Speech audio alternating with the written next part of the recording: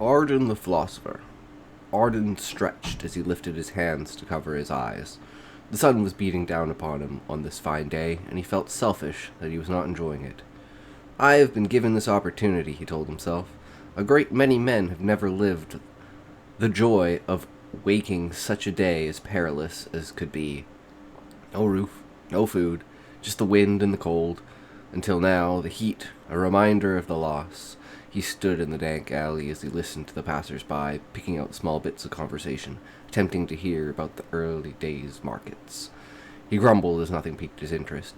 He began to walk towards the market down the street, and as his stomach growled in his attempts to flee from his dark situation, he pondered what it might be, this man before he could possibly need a thing such as magic and detail, for the food through which you craft is but a taste of the real deal, I said to the vendor as I placed my arm on his cart and leaned in towards him.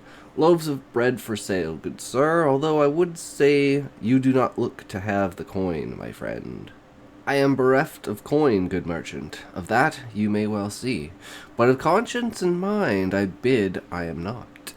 Let me delve into a tale so fine you'll take me with you to dine. I chuckled as I leaned against the stall.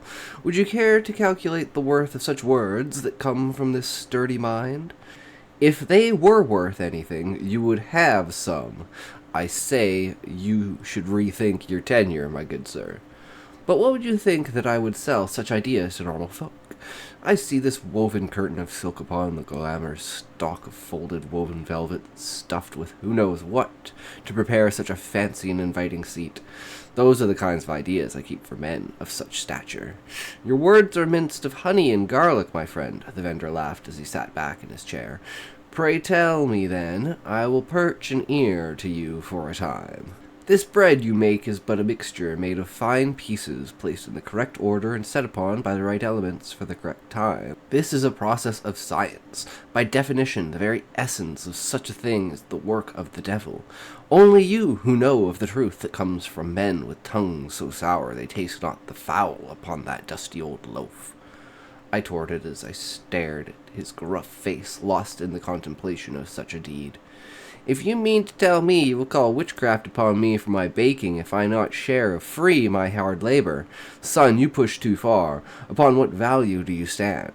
I say leave of my sight, for even if you had such coins, I would not hitch for sale on such a deprived longing. I raised my head to the sky as I wandered off down the market, bereft of food and drink or coin and favor. That was my last desperate attempt at pressing for my life. It was out of my hands now, I thought to myself as I lay in the blistering sun, the thought endlessly playing through my mind of the choices I had made that put me here. My mind was a power I took advantage of, and by it I am now condemned to its eternal voice.